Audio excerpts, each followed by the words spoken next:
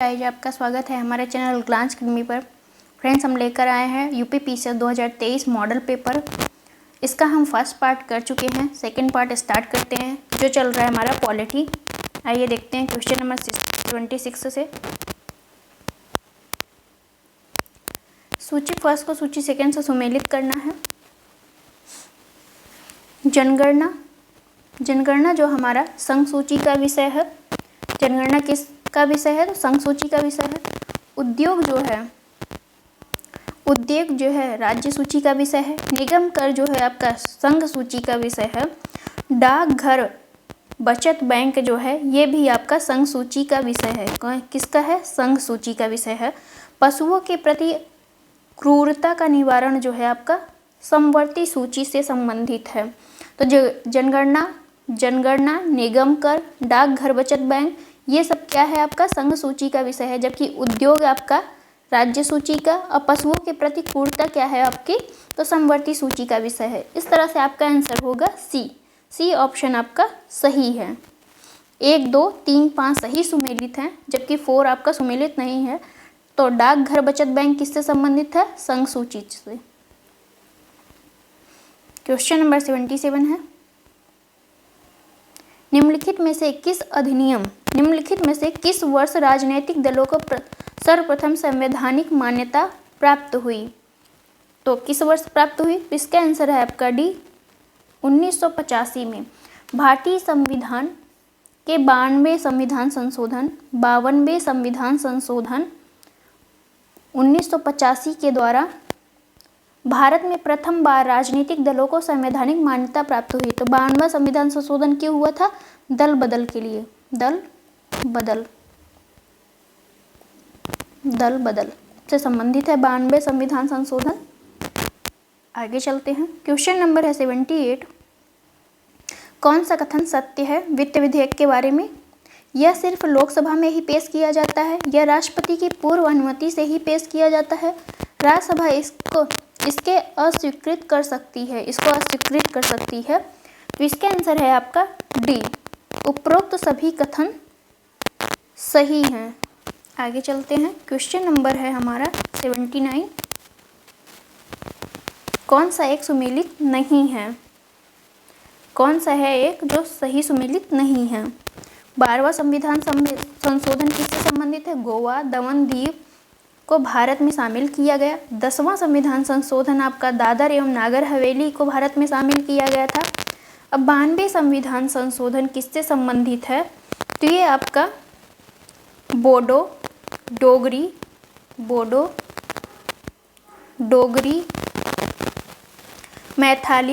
मैथिली और संथाली से संबंधित है।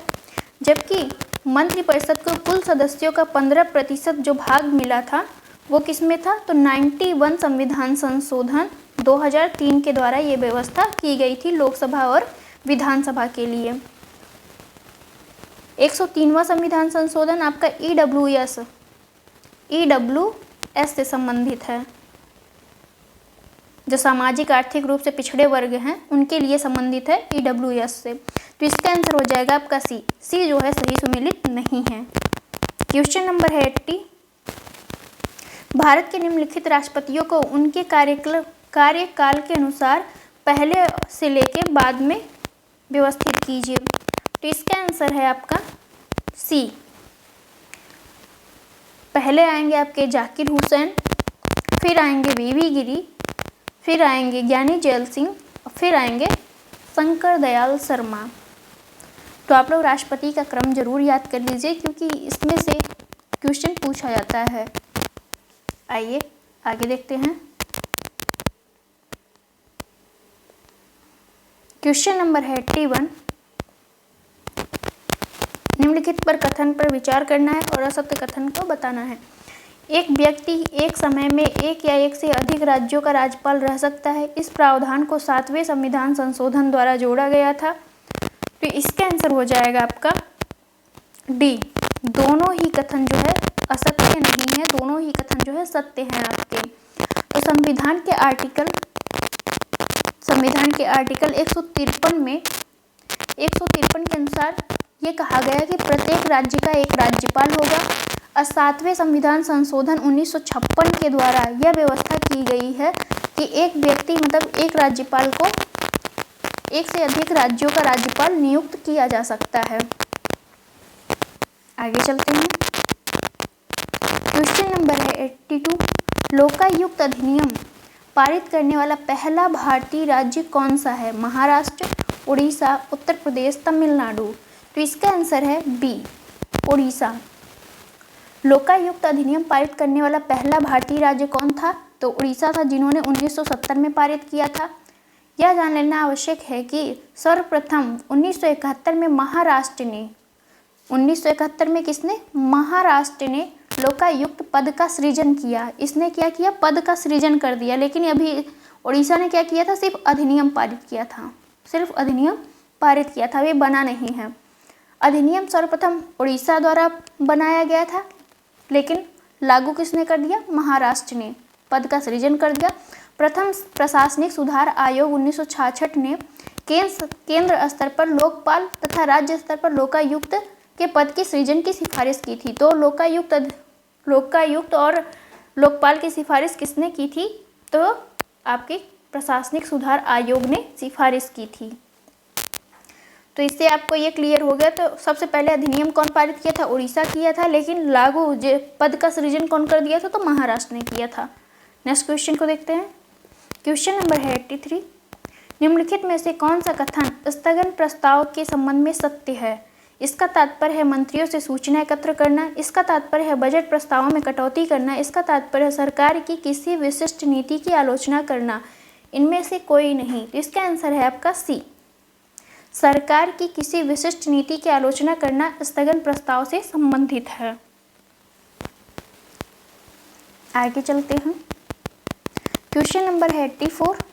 निम्नलिखित अनुच्छेदों में से किसके द्वारा लोकसभा में अनुसूचित जाति एवं जनजाति के लिए स्थानों का आरक्षण सुनिश्चित किया गया है? Article 330, article 332, article 338, article 340। तो इसका आंसर है आपका ए, आर्टिकल 330 के द्वारा जो है लोकसभा में अनुसूचित जाति एवं जनजाति के लिए स्थानों का आरक्षण किया गया है। और राज्यसभा में अनुसूचित जाति एवं जनजातियों के आरक्षण के लिए भी प्रावधान किया गया है। आर्टिकल किसके द्वारा? तो 32 के द्वारा। आर्टिकल 32 के द्वारा किसमें है? विधानसभा में अनुसूचित जाति और जनजाति से संबंधित स्थानों का आरक्षण किया गया है। नेक्स्ट क्वेश्चन को देखते हैं। निम्नलिखित में से किस एक बिंदु पर भारतीय संघवाद तथा अमेरिकी संघवाद के मध्य समानता पाई जाती है?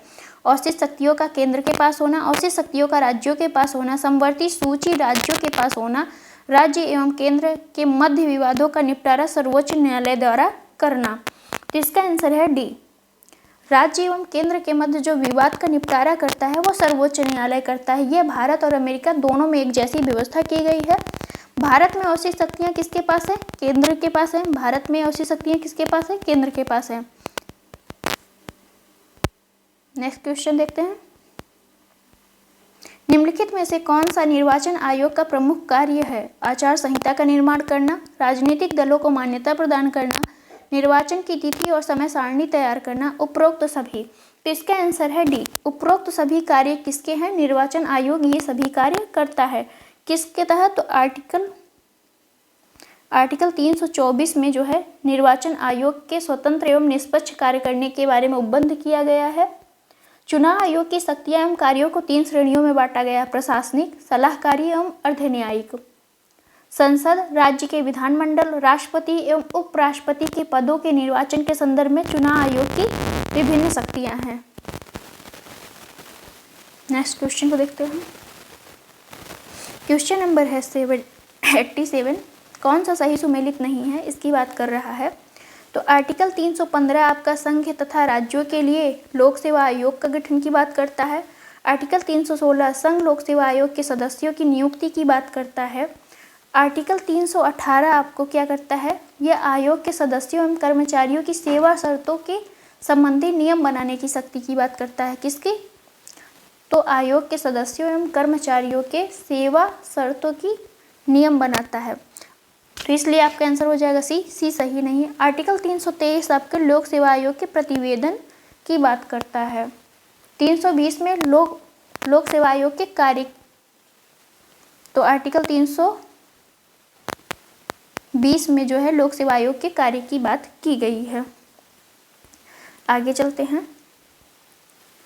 राज्य लोक सेवा आयोग के अध्यक्ष एवं सदस्यों की नियुक्ति राज्यपाल द्वारा की जाती है, लेकिन इन्हें हटाया जाता है संसद द्वारा, राष्ट्रपति द्वारा, राज्य विधानमंडल द्वारा, मुख्यमंत्री द्वारा।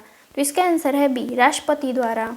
राज्य लोक सेवा आयोग के अध्यक्ष एवं सदस्यों की नियुक्ति कौन करता है? तो राज्यपाल करता है, लेकिन हटाता कौन है? तो राष्ट्रपति हटाता है। क्वेश्चन नंबर है 89।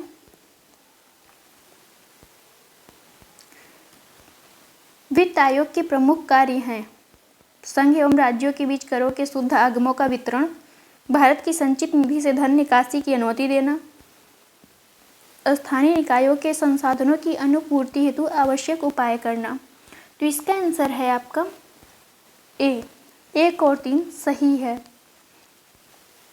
भारतीय संविधान के आर्टिकल 280(3) के तहत जो है भारत का वित्त आयोग निम्नलिखित मामलों में सुझाव देता है। कौन कौन से मामले हुए हैं ऐसा? संघ और राज्यों के बीच करों का शुद्ध निगमों का बंटवारा करता है, और अनुच्छेद 275 के तहत भारत की संचित निधि में से राज्यों के राजस्व से सहायता प्रदान करता है। राज्य वित्त आयोगों की सिफारिश के आधार पर राज्यों में स्थानीय निकायों के संसाधनों की अनुपूर्ति हेतु राज्य की संचित निधि के संबंध में उपाय करता है। सुदृढ़ वित्त के हित में अन्य विषय भी जो राष्ट्रपति उसे सौंप दे वो भी कार्य करता है। तो सेकंड आपका ऑप्शन सही नहीं है कि अनुमति ये नहीं देता है, वित्त आयोग अनुमति नहीं देता है। क्वेश्चन नंबर 90 है। भारतीय संविधान के अनुसार निम्न में से कौन सी राज्य की विधायिका में सम्मिलित हैं? राज्यपाल, राष्ट्रपति, विधानसभा, विधान परिषद। तो इसका आंसर है आपका सी, 1, 3, 4। राज्यपाल हो गया, विधानसभा हो गया और विधान परिषद, ये राज्य की विधायिका से संबंधित है। जबकि संसद में कौन कौन आते हैं? तो आपका राष्ट्रपति आएगा, राष्ट्रपति, लोकसभा और राज्यसभा, इन सभी से मिलकर संसद बनती है। और राज्य की विधायिका किससे मिलकर बनती है? तो राज्यपाल, विधानसभा, Vidhan Parishad. Next question number है 91। निम्नलिखित तथ्यों पर विचार कीजिए। सिंधी भाषा को 8वीं अनुसूची में 15वीं भाषा के रूप में शामिल किया गया। नागालैंड को राज्य का दर्जा दिया जाना, 44वां संविधान संशोधन, लोकसभा की सीटों को 525 से बढ़ाकर 545 कर दिया गया। सही कालक्रम के अनुसार व्यवस्थित कीजिए। तो इसका आंसर है आपका बी। नागालैंड राज्य को जो है दर्जा दिया गया था 13वां संविधान संशोधन के द्वारा। कौन सा संविधान संशोधन? 13वें संविधान संशोधन के द्वारा नागालैंड को दर्जा दिया गया 1962 में। 44वां संविधान संशोधन आपका कब आया था? तो 1978 में आया था। 1978 में। लोकसभा की सीटों को जो है 525 से बढ़ाकर 545 कब कर दिया गया है? तो ये किया गया था आपका 31 संविधान संशोधन अधिनियम 1973 के द्वारा। 1973 के द्वारा। और सिंधी भाषा को 15वीं भाषा के रूप में कब शामिल किया गया था? तो ये किया गया था 21वें संविधान संशोधन 1968 के द्वारा। तो इस तरह से आपका आंसर हो गया बी। नेक्स्ट क्वेश्चन को देखते हैं। क्वेश्चन नंबर है 92। संघ से अभिप्राय है शक्तियों का हस्तांतरण, शक्तियों का विभाजन, शक्तियों का पृथक्करण, शक्तियों का संलयन। तो इसका आंसर है बी, शक्तियों का विभाजन। संघ से अभिप्राय क्या है? शक्तियों का विभाजन से। संघात्मक शासन व्यवस्था में संघ और राज्यों के मध्य शक्तियों का विभाजन होता है। इसमें शक्तियां संविधान द्वारा केंद्र सरकार एवं राज्य सरकार में विभाजित की जाती हैं। अमेरिका, स्विट्जरलैंड, कनाडा, रूस, ब्राजील, अर्जेंटीना आदि देशों में सरकार का संघीय मॉडल है। क्वेश्चन नंबर है 93। भारतीय संविधान के अंतर्गत युद्ध अथवा शांति की घोषणा करने की शक्ति निम्नलिखित में से किस एक में निहित है? राष्ट्रपति में, प्रधानमंत्री में, संसद में, उपयुक्त में, इनमें से कोई नहीं। तो इसका आंसर है आपका ए, राष्ट्रपति में। भारत का राष्ट्रपति देश के प्रतिरक्षा बलों का सर्वोच्च सेनापति होता है। उसे युद्ध घोषित करने तथा शांति स्थापित करने की शक्ति प्राप्त है, किंतु यह संसद की अनुमति के अनुसार होता है। राष्ट्रपति की सैन्य शक्ति उसकी कार्यपालिका की शक्ति के अधीन है, जिसका प्रयोग वह मंत्रिपरिषद की सलाह से करता है। क्वेश्चन नंबर है 94। राष्ट्रपति अध्यादेश केवल उन्हीं मुद्दों पर जारी कर सकता है जिन पर संसद कानून बना सकती है। राष्ट्रपति द्वारा जारी अध्यादेश वही सीमाएं होती हैं जो संसद द्वारा बनाए गए किसी कानून की होती हैं। उपयुक्त में से कौन सा कथन सत्य है? तो इसका आंसर हो जाएगा सी, दोनों ही कथन सत्य हैं। राष्ट्रपति अध्यादेश कौन से आर्टिकल के तहत लाता है? तो 123 के तहत लाता है। नेक्स्ट क्वेश्चन को देखते हैं। 10वीं अनुसूची के तहत दल बदल के आधार पर निर्भरता के सवालों को निपटारा किया जाता है। राष्ट्रपति द्वारा, उच्चतम न्यायालय द्वारा, उच्च न्यायालय द्वारा, राज्यसभा में सभापति तथा लोकसभा में अध्यक्ष द्वारा। तो इसका आंसर हो जाएगा डी। 10वीं अनुसूची के तहत दल बदल के आधार पर किसी सदस्य की सदस्यता या निर्भरता से संबंधित जो सवाल होते हैं वो लोकसभा अध्यक्ष लोकसभा में, राज्यसभा में सभापति करता है। क्वेश्चन नंबर है 96। कौन सा एक अविश्वास प्रस्ताव के संबंध में सत्य नहीं है? लोकसभा में इसे स्वीकार करने का कारण बताना आवश्यक नहीं है। यह पूरे मंत्रिपरिषद के विरुद्ध लाया जाता है। यह मंत्रिपरिषद की कुछ नीतियों की आलोचना हेतु लाया जाता है। इसे पारित होने के पश्चात मंत्रिपरिषद को त्यागपत्र देना होता है। तो इसका आंसर है आपका सी।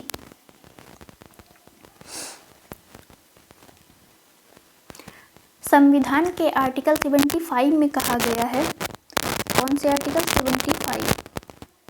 75 में कहा गया कि मंत्रिपरिषद लोकसभा के प्रति सामूहिक रूप से उत्तरदायी होंगे। मंत्रिपरिषद तभी तक है जब तक कि उसे सदन में बहुमत प्राप्त है। अविश्वास प्रस्ताव मंत्रिपरिषद के लोकसभा के विषय विश्वास के निर्धारण हेतु लाया जाता है। लोकसभा मंत्रिपरिषद को अविश्वास प्रस्ताव पारित कर हटा सकती है। लोकसभा कैसे हटा सकती है मंत्रिपरिषद को? तो अविश्वास प्रस्ताव अगर पारित हो जाता है तो मंत्रिपरिषद समाप्त हो जाएगी। क्वेश्चन नंबर है 97। जब कभी कोरम पूरा करने में स्थायी न्यायाधीशों की संख्या कम हो तो भारत का मुख्य न्यायाधीश निम्नलिखित में से किस एक की नियुक्ति करता है? तदर्थ न्यायाधीश, कार्यकारी न्यायाधीश, अस्थायी न्यायाधीश, इनमें से कोई नहीं।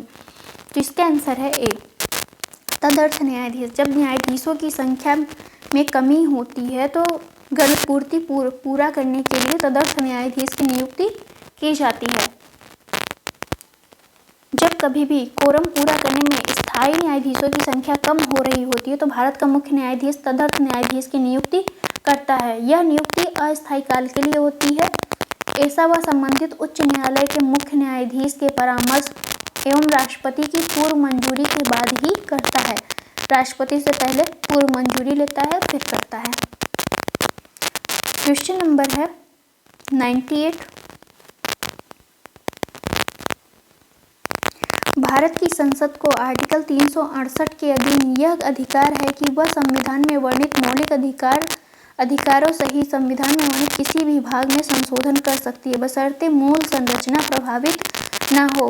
इनमें निम्न में से मूल संरचना के तत्वों की पहचान करें। एक कल्याणकारी राज्य की स्थापना, जनादेश।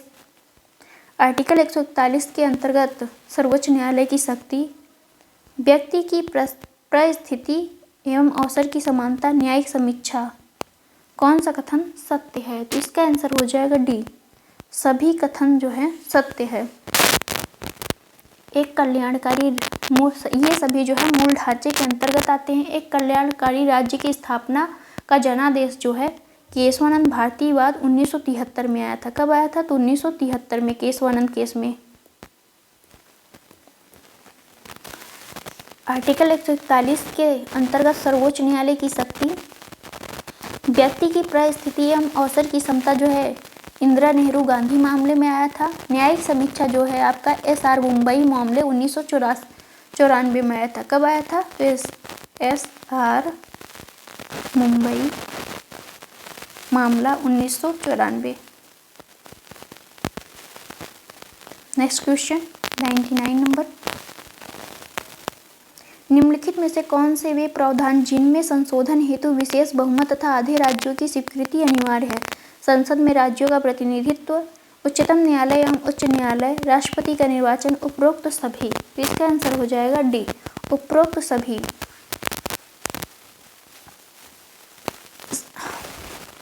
आर्टिकल 368 में वर्णित कौन सा आर्टिकल? आर्टिकल 368 में वर्णित प्रावधानों के आधार पर संघीय ढांचे से संबंधित संविधान के उपबंधों को अगर संसद के विशेष बहुमत से संशोधित किया जा सकता है। इन प्रावधानों के हेतु जो है आधे राज्यों के विधानमंडल की स्वीकृति लेना अनिवार्य है। अगर संघीय ढांचे में जो है संशोधन किया जा रहा है तो उसमें क्या होता है कि आधे राज्यों का भी समर्थन लेना अनिवार्य होता है विशेष बहुमत के साथ। Question number 100।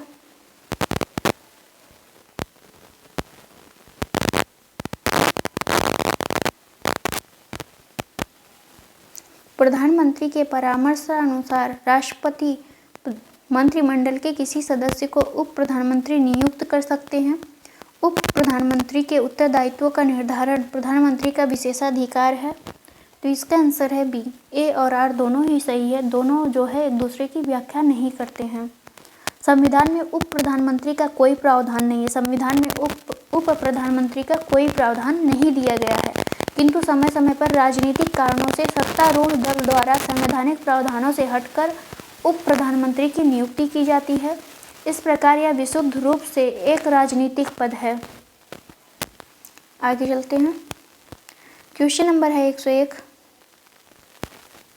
कौन सा कथन सत्य है? मूल संविधान में प्रशासनिक अधिकरणों से संबंधित उपबंध नहीं थे।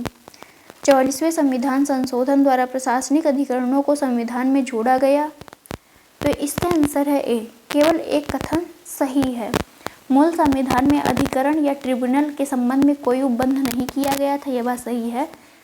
संविधान के 42वें संविधान संशोधन, किस संविधान से? 42वें संविधान संशोधन 1976 के द्वारा जो है इस प्रावधान को जोड़ा गया था। आगे चलते हैं। क्वेश्चन नंबर है 102। निम्न में से कौन सा एक अखिल भारतीय सेवा नहीं है? भारतीय प्रशासनिक सेवा, भारतीय विदेश सेवा, भारतीय वन सेवा, भारतीय पुलिस सेवा। तो इसका आंसर है बी, भारतीय विदेश सेवा। भारत में लोक सेवाओं के 3 वर्गों में रखा गया है। पहला कौन सा है? अखिल भारतीय सेवा। अखिल भारतीय सेवा हो जाएगी आपकी। दूसरा है केंद्रीय सेवाएं और तीसरा है राज्य सेवाएं। आगे चलते हैं। क्वेश्चन नंबर है 103। निम्नलिखित में से कौन सी समितियां चुनाव सुधार से संबंधित है? तारकुंडे समिति, इंद्रजीत गुप्ता समिति, बेहरा समिति। कौन सा उत्तर सही है? तो इसका आंसर है आपका डी। तीनों ही कथन जो है संबंधित हैं चुनाव सुधार से। तारकुंडे समिति आई थी 1974 में। कब आई थी? 1974 में। बेहरा समिति आपकी आई थी 1993 में। 1993 में। इंद्रजीत गुप्ता समिति आई थी 1998 में। ये सभी चुनाव सुधार से संबंधित समितियां हैं। क्वेश्चन नंबर है 104। किसी भी सहकारी समिति के निदेशकों की अधिकतम संख्या हो सकती है। कितनी हो सकती है अधिकतम संख्या? तो इसका आंसर है डी, 21 हो सकती है। 97 संविधान संशोधन 2011 के द्वारा जो है सहकारी समिति को किसमें जोड़ा गया? फंडामेंटल राइट में जोड़ा गया। फंडामेंटल राइट डीपीएसपी और भाग 9 जो है 9 खा में जोड़ा गया था सहकारी समिति को। इसमें टोटल सदस्यों की संख्या हो सकती है 21। Next question. क्वेश्चन नंबर है 5। निम्नलिखित अनुच्छेदों में से किस एक के तहत राष्ट्रपति यह मान सकता है कि राज्य का शासन संवैधानिक उपबंधों के अनुसार नहीं चल रहा है तथा संघ राज्य द्वारा दिए गए निर्देशों का पालन करने में असमर्थ है? राज्य जो है संघ द्वारा जो निर्देश दिए गए थे उसका पालन नहीं कर रहा है। तो इसका आंसर हो जाएगा आपका सी। आर्टिकल 365 के तहत राष्ट्रपति यह मान सकता है कि राज्य का शासन संवैधानिक उपबंधों के अनुसार नहीं चल रहा है तथा राज्य जो है संघ द्वारा दिए गए निर्देशों का पालन करने में असमर्थ है। आर्टिकल 365 के आधार पर ही राष्ट्रपति अनुच्छेद 356 का प्रयोग करते हुए किसी भी राज्य में राष्ट्रपति शासन लगा सकता है। तो राष्ट्रपति शासन कौन से आर्टिकल के तहत लगता है? 356 के तहत। क्वेश्चन नंबर है 106। अनुच्छेद 360 के आधार पर लगाए जाने वाले वित्तीय आपातकाल का प्रभाव है। किसी राज्य के अधीन सेवा करने वाली सभी वर्गों के वेतन में कटौती की जा सकती है। संघ के अधीन सेवा करने वाले सभी वर्गों के वेतन में कटौती की जा सकती है। उच्चतम न्यायालय, उच्च न्यायालय के न्यायाधीशों के वेतन में कटौती की जा सकती है। उपरोक्त में सभी। तो इसका आंसर है आपका डी, उपरोक्त सभी कथन जो है सही है। आर्टिकल 360 के आधार पर लगाए जाने वाले वित्तीय आपातकाल का प्रभाव जो है ये सभी कथन इसलिए सही हैं। संविधान के आर्टिकल 360 में यह वर्णित है कि राष्ट्रपति वित्तीय आपात की उद्घोषणा करेगा यदि उसका समाधान हो जाए कि ऐसी स्थिति उत्पन्न हो गई जिससे भारत या उसके किसी भाग में वित्तीय स्थायित्व या साख संकट में है, तो वह क्या कर सकता है? वित्तीय आपातकाल लगा सकता है आर्टिकल 360 का प्रयोग करके। 107 नंबर क्वेश्चन है, लोकसभा द्वारा पारित संविधान संशोधन विधेयक को यदि राज्य विधानसभा द्वारा स्वीकार कर दिया जाता है तो क्या होगा? यह विधेयक बिना राज्यसभा की अनुशंसा के पारित कर दिया जाएगा। राष्ट्रपति द्वारा संयुक्त बैठक बुलाई जाएगी। विधेयक अंतिम रूप से समाप्त हो जाएगा। लोकसभा 14 दिन के अंदर संशोधन करके वापस राज्यसभा को विधेयक भेजेगी। तो इसका आंसर होगा सी, विधेयक जो है समाप्त हो जाता है। आर्टिकल 368 में संविधान संशोधन की प्रक्रिया का उल्लेख किया गया है। संविधान संशोधन किसी भी सदन में प्रस्तुत किया जा सकता है। संविधान संशोधन विधेयक को संसद में प्रस्तुत करते समय राष्ट्रपति की पूर्व अनुमति की आवश्यकता नहीं होती है। संविधान संशोधन विधेयक को दोनों सदनों द्वारा अलग अलग पारित होना आवश्यक होता है।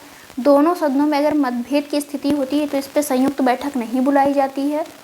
यदि लोकसभा द्वारा पारित किसी संविधान संशोधन विधेयक को राज्यसभा स्वीकार कर देती है तो यह विधेयक क्या होता है? अंतिम रूप से समाप्त हो जाता है। क्वेश्चन नंबर है 108। हिंदी भाषा के प्रसार एवं विकास के लिए संविधान में वर्णित निम्नलिखित में से कौन सा अनुच्छेद संघ को निर्देश देता है? आर्टिकल 350, 351, 349, 352। तो इसका आंसर है बी, आर्टिकल 351। हिंदी भाषा के प्रसार एवं विकास के लिए संविधान में वर्णित आर्टिकल 351 जो है संघ को निर्देश देता है।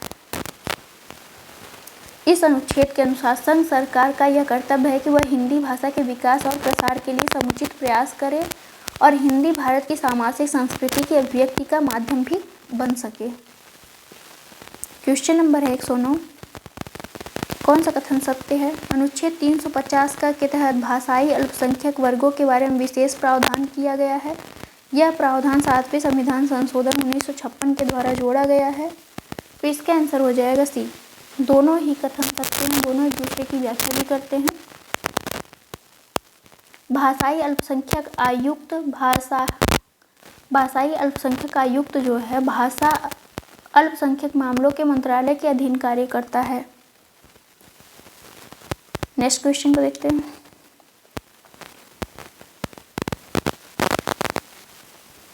संविधान के किस भाग के तहत कुछ वर्गों के लिए विशिष्ट प्रावधान किया गया है? भाग 16, भाग 17, भाग 18, भाग 19। तो इसके आंसर है ए, भाग 16। संविधान के भाग 16 के तहत कुछ वर्गों के लिए विशिष्ट प्रावधान किया गया है। भाग 16 में यह प्रावधान जो है आर्टिकल 330 से लेके 342 के अंतर्गत किया गया है। यह प्रावधान जो है अनुसूचित जातियों, अनुसूचित जनजातियों एवं अन्य पिछड़ा वर्गों तथा आंग्ल भारतीय समुदाय से संबंधित है। तो इसमें कौन कौन आ रहे हैं? SC, ST, OBC और आंग्ल भारतीय समूह। क्वेश्चन नंबर है 111। भारत के संविधान का कौन सा अनुच्छेद महान्यायवादी तथा मंत्रियों को किसी भी सदन में बोलने तथा कार्यवाही में भाग लेने का अधिकार देता है? आर्टिकल 85, 86, 87, 88। तो इसका आंसर है डी, आर्टिकल 88 जो है भारत के संविधान का आर्टिकल 88 महान्यायवादी तथा मंत्रियों को किसी भी सदन में बोलने तथा कार्यवाही में भाग लेने का अधिकार देता है। संविधान के आर्टिकल 88 में उपबंध किया गया है कि प्रत्येक मंत्री एवं भारत के महान्यायवादी को यह अधिकार है कि वह किसी भी सदन में या सदनों की संयुक्त बैठक में, संसद की किसी भी समिति में जिसमें उसका नाम सदस्य के रूप में दिया गया हो, बोल सकता है, उसकी कार्यवाही में भाग ले सकता है और परंतु इस पर मतदान नहीं कर सकता वह। क्वेश्चन नंबर है 112। 73वें संविधान संशोधन के संबंध में कौन सा कथन सत्य नहीं है? इसमें पंचायतों का कार्यकाल 5 वर्ष सुनिश्चित किया गया है। इस संशोधन द्वारा पंचायत राज संस्थाओं में 33% आरक्षण अन्य पिछड़े वर्गों के लिए किया गया है। पंचायत के कुल स्थानों का 1/3 स्थान महिलाओं के लिए आरक्षित किया गया। इस अधिनियम द्वारा ग्राम सभा को संवैधानिक दर्जा दिया गया है। तो इसका आंसर है बी कथन जो है सही नहीं है। 73वें संविधान संशोधन 1992 द्वारा पंचायती राज संस्थाओं को संवैधानिक दर्जा दिया गया। इसकी सिफारिश किसने की थी? तो एमएल सिंघवी समिति। एमएल सिंघवी समिति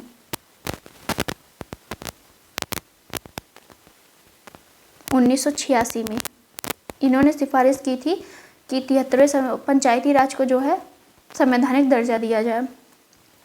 तो इसका आंसर क्या था आपका? बी आंसर सही नहीं है। 73वें संविधान संशोधन अधिनियम 1992 के द्वारा पंचायती राज संस्थाओं को संवैधानिक दर्जा प्राप्त हुआ। इसके द्वारा ग्राम सभा को पंचायत राज व्यवस्था की नींव के रूप में परिकल्पित किया गया था। आगे चलते हैं। क्वेश्चन नंबर है 113। कौन सा कथन असत्य है? आकस्मिक निधि से धन की निकासी राष्ट्रपति की विशेष अनुमति से की जा सकती है। संचित निधि से धन की निकासी संसद की अनुमति से की जा सकती है। तो इसका आंसर है डी। न तो एक गलत है और न ही 2 गलत है, दोनों ही कथन सत्य हैं। भारतीय संविधान के आर्टिकल 266 किसके? आर्टिकल 266 में संचित निधि की बात की गई है और आर्टिकल 267 में जो है आकस्मिक निधि की बात की गई है। दोनों में व्यवस्थित है। संचित निधि में यह कहा गया है कि धन की निकासी संसद की अनुमति के बाद ही हो सकती है और आकस्मिक निधि में यह कहा गया है कि राष्ट्रपति की विशेष अनुमति से ही इस निधि से धन निकाला जा सकता है। इसलिए दोनों ही कथन सत्य हैं। नेक्स्ट क्वेश्चन नंबर है 114। आर्टिकल 249 के अंतर्गत राज्यसभा को राष्ट्रीय हित में विधि बनाने की शक्ति दी गई है। इस प्रकार बनाई गई विधि प्रभावी रहती है 1 वर्ष के लिए, केवल 2 वर्ष के लिए, केवल 6 माह तक के लिए, कोई समय सीमा नहीं है। तो इसका आंसर है आपका ए, केवल 1 वर्ष तक के लिए ही प्रभावी रहती है। आर्टिकल 249 के तहत यदि राज्यसभा अपने उपस्थित और मत देने वाले सदस्यों के 2/3 बहुमत से, जिसे हम विशेष बहुमत कहते हैं, से राष्ट्रीय हित में राज्य सूची के विषय पर कोई भी विधि बनाती है तो इस प्रकार की विधि 1 वर्ष तक प्रभावी रहेगी। अगर इसे 1 वर्ष से ज़्यादा करना है तो इस पर फिर आपको अनुमोदन बढ़ाया जा सकता है। क्वेश्चन नंबर है 115। निम्नलिखित पंचायती राज व्यवस्था से संबंधित समितियों में से कौन सी एक कार्यकाल के अनुसार अंतिम स्थान पर है? जीवीके राव समिति, एमएल सिंघवी समिति, पीके थुंगन समिति, अशोक मेहता समिति। तो इसका आंसर है सी जो है सबसे अंतिम स्थान पे है। अशोक मेहता समिति आती है आपका 1977 में, पीके थुंगन समिति आएगी आपकी 1989 में 89 में, और एमएल सिंघवी समिति आएगी आपकी 1986 में, और जीवीके राव समिति आएगी 1985 में। तो सबसे अंतिम में आपका आ गया पीके थुंगन समिति। अब बलवंत राय मेहता समिति 1957 में, कब आएगी? 1957 में बलवंत राय मेहता समिति, BR मेहता। क्वेश्चन नंबर है 116। राष्ट्रीय विकास परिषद के संबंध में कौन सा कथन सत्य है?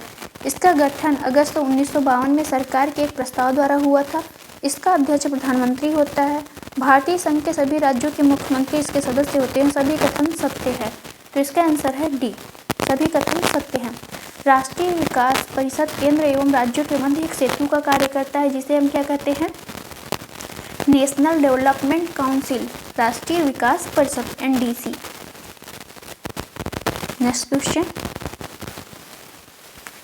भारत के मुख्य निर्वाचन आयुक्त को उसके पद से उसी रीति से हटाया जा सकता है जिस रीति से उच्चतम न्यायालय के न्यायाधीश को हटाया जाता है, राष्ट्रपति को हटाया जाता है, उच्च न्यायालय के मुख्य न्यायाधीश को हटाया जाता है, भारत के महान्यायवादी को हटाया जाता है।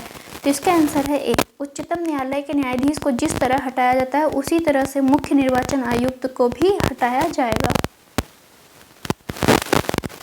अब मुख्य निर्वाचन आयुक्त आपका भारत निर्वाचन किस में है? आर्टिकल 324 में। नेक्स्ट क्वेश्चन को देख लेते हैं। क्वेश्चन नंबर है 118।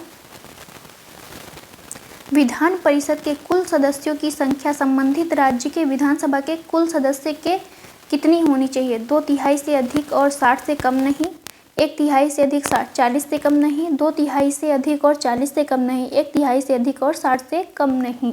तो इसका आंसर है आपका बी, 1/3 से अधिक नहीं होनी चाहिए और 40 से कम भी नहीं होनी चाहिए। तो राज्य विधानसभा के कितनी होनी चाहिए? 1/3 से अधिक नहीं और 40 से कम नहीं। अब विधान परिषद का गठन और उत्साधन किस में है या विघटन? तो 169, आर्टिकल कौन से? 169 में है। आगे देखते हैं। क्वेश्चन नंबर है 119। निम्नलिखित कथनों पर राज्य के महाधिवक्ता के संबंध में सत्य नहीं है। इसका उल्लेख आर्टिकल 165 में है। उच्च न्यायालय के न्यायाधीश की योग्यता वाला व्यक्ति ही राज्य महाधिवक्ता नियुक्त हो सकता है। इसका कार्यकाल 6 वर्ष 65 वर्ष की आयु तक है। राज्य विधानमंडल की कार्यवाही में भाग ले सकता है और संबोधित कर सकता है। तो इसका आंसर हो जाएगा आपका सी जो है सत्य नहीं है। महाधिवक्ता की बात जो है आर्टिकल 165 में की गई है। यह उच्च न्यायालय के न्यायाधीश की योग्यता वाला व्यक्ति होना चाहिए और यह राज्य विधानमंडल की कार्यवाही में भाग ले सकता है और उसे संबोधित भी कर सकता है। आगे चलते हैं। और इसकी नियुक्ति कौन करता है? तो राज्यपाल करता है और राज्यपाल के प्रसाद पर्यंत पद धारण करता है। महाधिवक्ता को राज्य के किसी भी न्यायालय में सुनवाई का अधिकार होता है। क्वेश्चन नंबर है 120। राज्यसभा अनुच्छेद 312 के तहत एक अखिल भारतीय सेवा का सृजन कर सकती है 1/3 बहुमत द्वारा, 2/3 बहुमत द्वारा, 2/3 बहुमत एवं आधे राज्यों के समर्थन द्वारा, अनुसाधारण साधारण बहुमत द्वारा। तो इसका आंसर हो जाएगा आपका बी, 2/3 बहुमत के द्वारा। अखिल भारतीय सेवा के सृजन का अधिकार केवल राज्यसभा को प्राप्त है। राज्यसभा आर्टिकल 312 के अंतर्गत 2/3 बहुमत द्वारा एक नई अखिल भारतीय सेवा का सृजन कर सकती है। क्वेश्चन नंबर है 121। सूची फर्स्ट को सूची सेकंड से सुमेलित करना है। राज्य है और लोकसभा सीटें दी हुई हैं। तो देखते हैं। तमिलनाडु की जो लोकसभा सीटें हैं वो कितनी हैं? 39 सीटें हैं। राजस्थान की जो है वो 25 सीटें हैं। गुजरात की जो है 26 सीट है। महाराष्ट्र की जो है 48 सीट है लोकसभा में। तो महाराष्ट्र की लोकसभा में कितनी सीटें हैं? 48 है सबसे ज़्यादा। तमिलनाडु की जो है 39 सीटें हैं और राजस्थान की 25, गुजरात की 26। तो इस तरह से आपका आंसर हो जाएगा डी।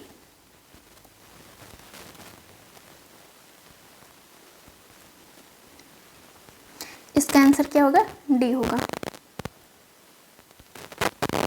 एक सेकंड, पेन चल नहीं रही है, आप लोग इसका आंसर डी मान लीजिए। नेक्स्ट चलते हैं। क्वेश्चन नंबर है 122। 42वें संविधान संशोधन द्वारा कुछ विशेष विषयों को जो है राज्य सूची से समवर्ती सूची में शामिल किया गया है। राज्य सूची से किस में शामिल किया गया? समवर्ती सूची में।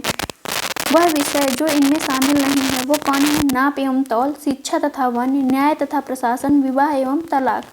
तो इसका आंसर है आपका डी। डी जो है 42वें संविधान संशोधन 1976 के द्वारा जो है 5 विषयों को राज्य सूची से समवर्ती सूची में शामिल किया गया था। ये 5 कौन कौन से हैं?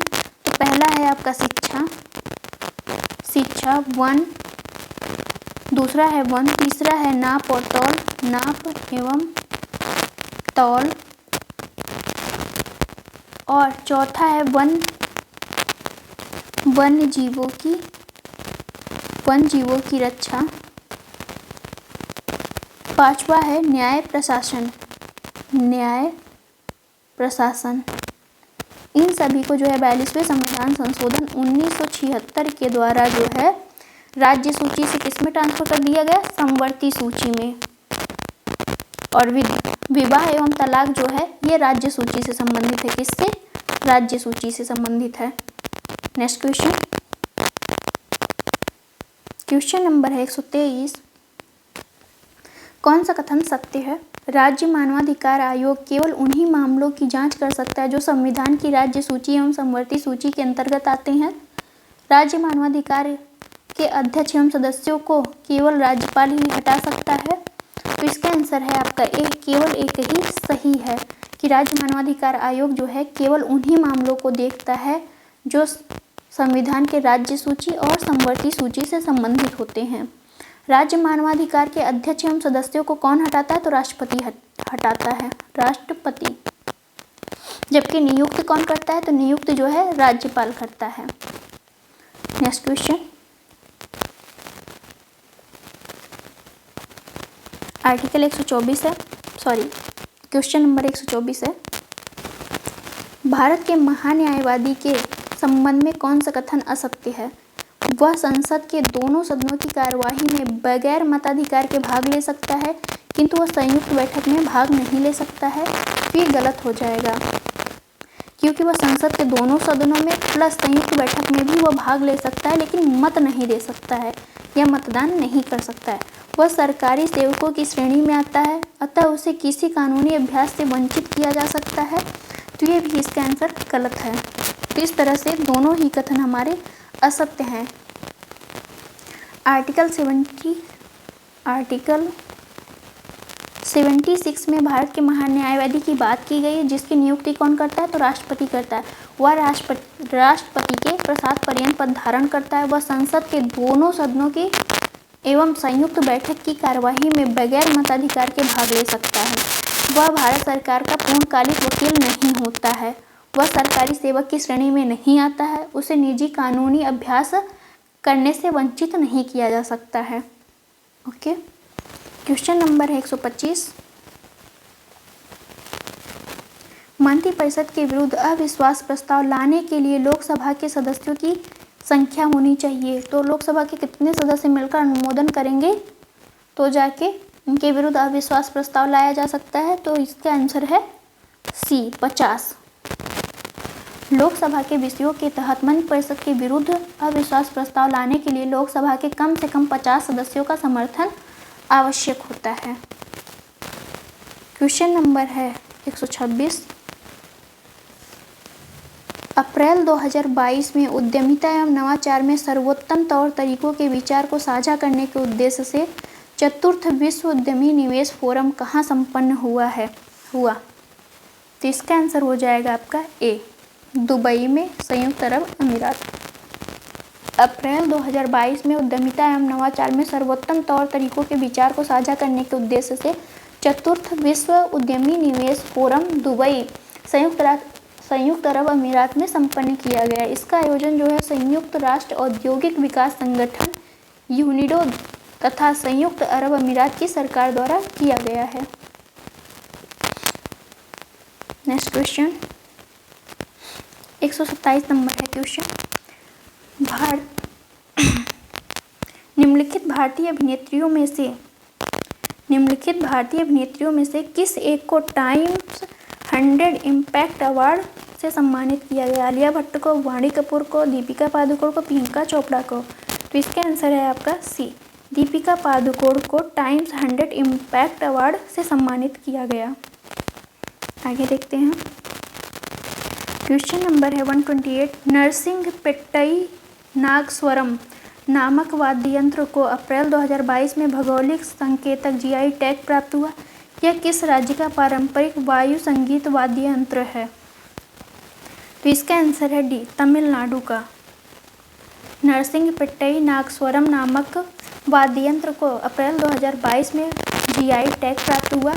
यह तमिलनाडु का पारंपरिक वायु संगीत वाद्य यंत्र है। वाद्य यंत्र को तमिलनाडु के उत्सवों एवं शादी समारोहों में व्यापक रूप से बजाया जाता है।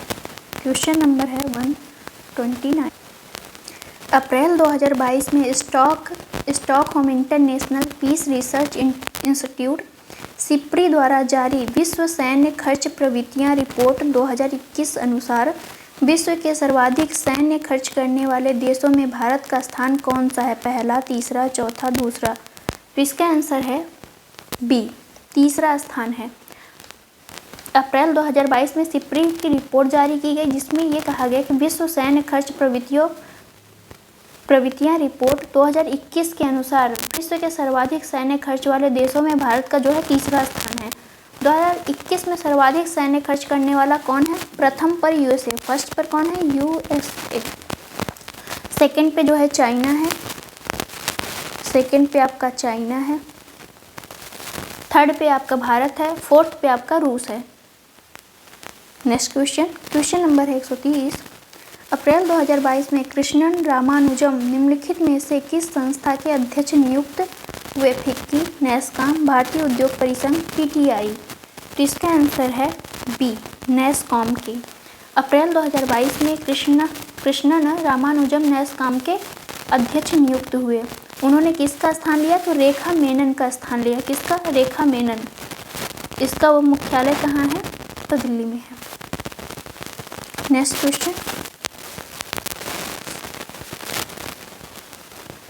क्वेश्चन नंबर है 131।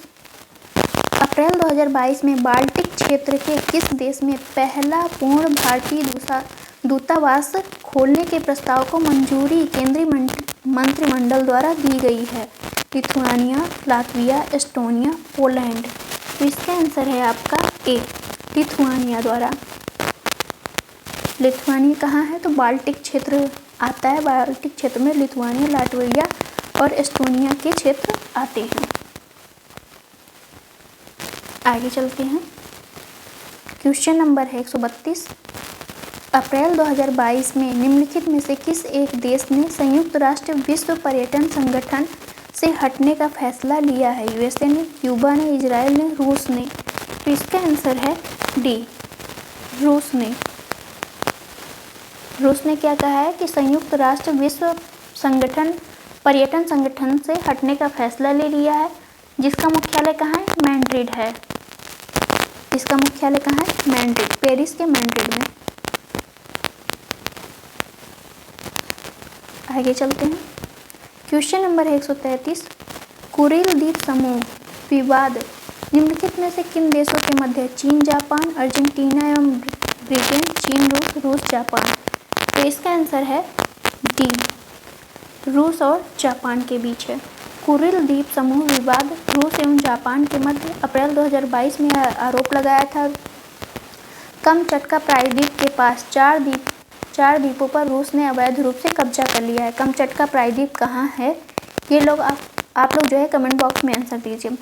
एक बार खुद भी मैप देख लीजिएगा कि कमचटका प्रायद्वीप कहाँ है। जापान इन द्वीपों को उत्तरी क्षेत्र कहता है, जबकि रूस उन्हें कुरिल कहता है। इन द्वीपों पर जापान एवं रूस के लंबे समय से जो है विवाद चल रहे हैं। क्वेश्चन नंबर है 134। इमैनुअल मैक्रों अप्रैल 2022 में किस देश के पुनः राष्ट्रपति निर्वाचित हुए? तो इसका आंसर है आपका सी, फ्रांस के। आगे चलते हैं।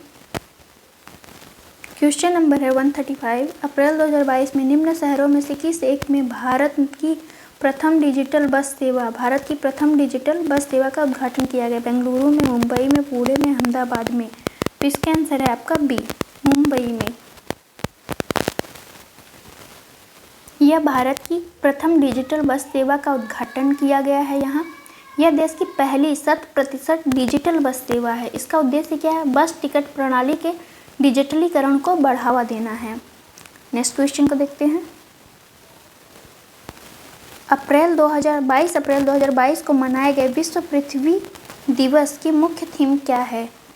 No your planet, invest in our planet, our responsibility, back to nature. तो इसका आंसर है B, invest in our planet. ये 2022 की थीम है। अब 2023 की थीम क्या है? पृथ्वी दिवस की, जो मनाया जाता है 22 अप्रैल को। आप लोग कमेंट बॉक्स में आंसर दीजिए। आप लोग कमेंट करेंगे तभी तो थोड़ा बहुत तैयार होगा। आप लोग कमेंट ही नहीं करते हैं कि कौन सा दिवस कब मनाया गया, कुछ भी पूछा जाता है तो आप लोग कोई कमेंट नहीं, कोई रिस्पॉन्स नहीं देते हैं। आपको कैसे तैयार होगा? मान लीजिए अगर यही क्वेश्चन सेम आ गया तो आप लोग कैसे करेंगे? एक बार पढ़ लेने से तो तैयार होगा नहीं। तो प्लीज़ कमेंट ज़रूर करिए। क्वेश्चन नंबर है 137। अप्रैल 2022 में DRDO द्वारा विकसित हेलिना का सफल परीक्षण किया गया। यह क्या है? Anti tank guided missile, multi barrel launcher, मानव रहित ड्रोन, सूर्य ऊर्जा से संचालित हल्का हेलीकॉप्टर। इसका आंसर है ए, एंटी टैंक गाइडेड मिसाइल है। इसको जो है विकसित DRDO ने किया है। DRDO की स्थापना कब हुई थी? तो 1958 में हुई थी। और यह नाग मिसाइल का हेलीकॉप्टर है। इसकी अधिकतम सीमा कितनी है? तो 7 किलोमीटर है। नेक्स्ट क्वेश्चन, वर्ष 2026 में राष्ट्रमंडल खेलों का आयोजन किया जाएगा। कहाँ पे किया जाएगा यह पूछ रहा है। तो इसका आंसर है ए, विक्टोरिया ऑस्ट्रेलिया में किया जाएगा राष्ट्रमंडल खेलों का आयोजन। 2022 में राष्ट्रमंडल खेलों का आयोजन जो है बर्मिंघम, कहाँ हुआ? इंग्लैंड के बर्मिंघम में।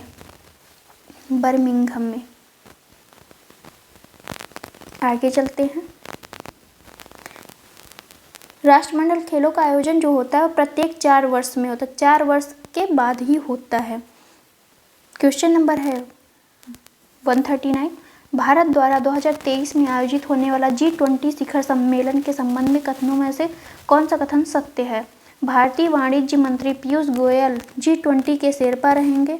सुमन एस बेरी को G20 शिखर सम्मेलन का समन्वय नियुक्त किया गया है। तो इसका आंसर है आपका ए, केवल एक सही है। इसके जो शेरपा हैं वो भी चेंज कर दिए गए हैं। पहले थे पीयूष गोयल, लेकिन अब है अमिताभ कांत जी हैं।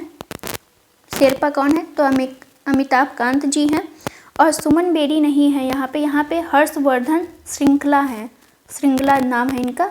ये समन्वयक की नियुक्ति इन्होंने ही की है। तो यहाँ पे आपका ऑप्शन जो हो जाएगा दोनों ही गलत है, न तो एक होगा और न ही दूसरा होगा। एक बार आप लोग इसको सर्च जरूर करिएगा कि पीयूष गोयल की जगह पे क्या अमिताभ कांत ही आए हैं। आप लोग चेक करिए क्या हम सही बता रहे हैं या गलत। ओके, क्वेश्चन नंबर है 140।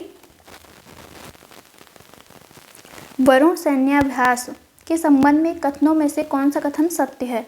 यह भारत एवं फ्रांस के मध्य आयोजित होने वाला एक नौसैन्य अभ्यास है। इसका आयोजन अप्रैल 2022 में बंगाल की खाड़ी में किया गया। तो इसका आंसर है ए, केवल एक सत्य है। समुद्री क्षेत्र में परिचालित कौशल को बेहतर बनाने के लिए भारत और फ्रांस के मध्य क्या होता है? तो वरुण सैन्याभ्यास होता है। इसका आयोजन 2022 में अरब सागर में किया गया, न कि बंगाल की खाड़ी में। कहाँ किया गया? अरब सागर में। नेक्स्ट क्वेश्चन,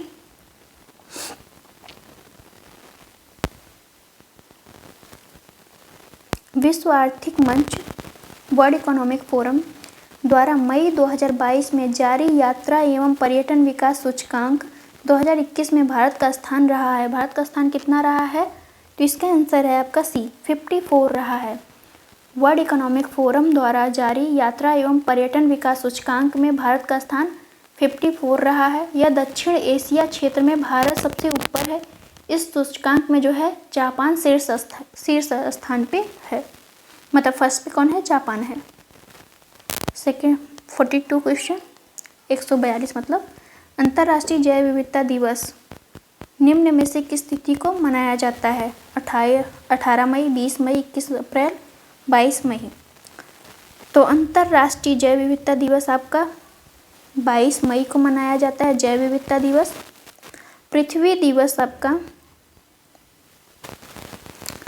तो 22 मई को आपका मनाया जाता है जैव विविधता दिवस। पृथ्वी दिवस मनाया जाता है 22 अप्रैल को और जल दिवस मनाया जाता है 22 मार्च को। इन सभी का थीम आप याद जरूर कर लीजिए, तीनों के ही थीम याद करना बहुत इम्पोर्टेंट है। क्वेश्चन नंबर है 143। मई 2022 में संपन्न इंडियन प्रीमियर लीग IPL के फाइनल मुकाबले में गुजरात टाइटंस ने किसको पराजित करके यह मुकाबला जीता? Rajasthan royal, Lucknow super giants, Kolkata night Riders, Chennai super Kings. तो इसका आंसर है ए, राजस्थान रॉयल्स को हराकर इन्होंने जीता है।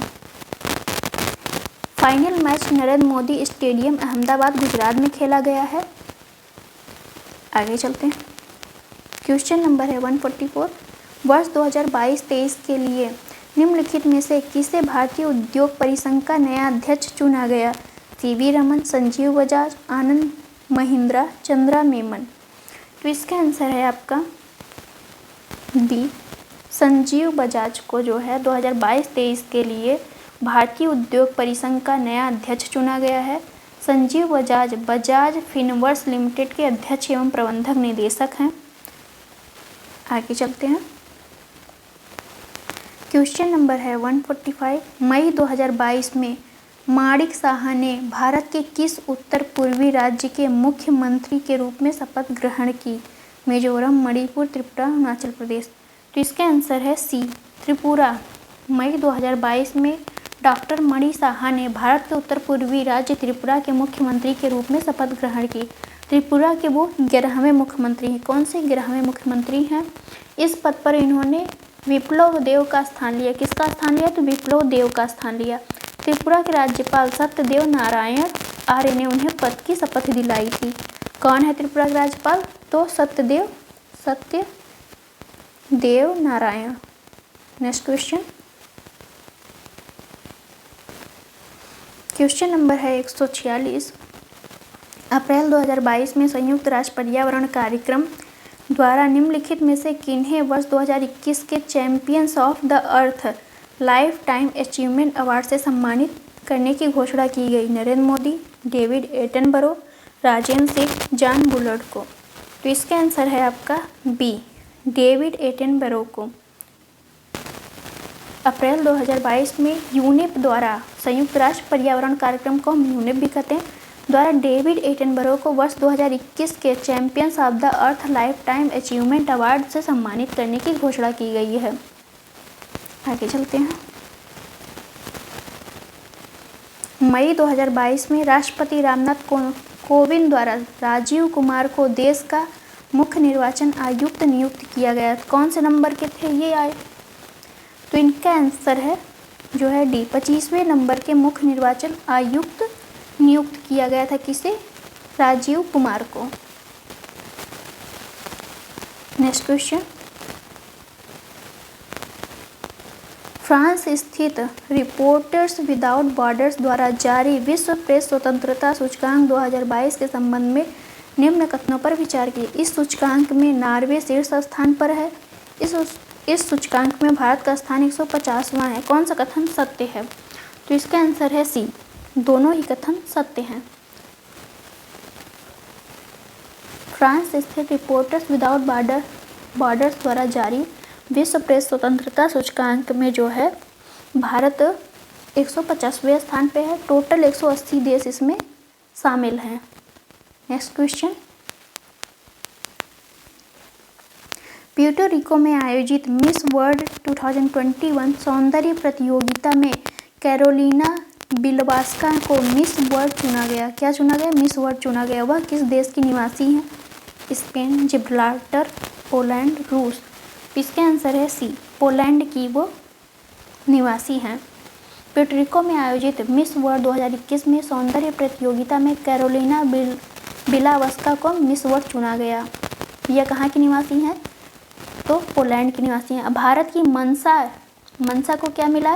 वो 11वें स्थान पे हैं। भारत की मनसा कौन से स्थान पे हैं? तो 11वें स्थान पे। Next question. क्वेश्चन नंबर है 150।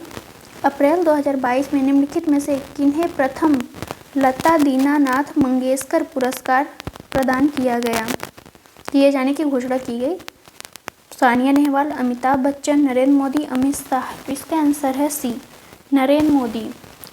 अप्रैल 2022 में प्रधानमंत्री नरेंद्र मोदी को प्रथम लता दीनानाथ मंगेशकर पुरस्कार प्रदान करने की घोषणा की गई है। यह पुरस्कार किसी भी ऐसे व्यक्ति को प्रदान किया जाता है जिन्होंने संपूर्ण जीवन देश एवं समाज को निस्वार्थ सेवा से समर्पित कर दिया हो। Thank you for watching friends, मिलते हैं नेक्स्ट वीडियो में।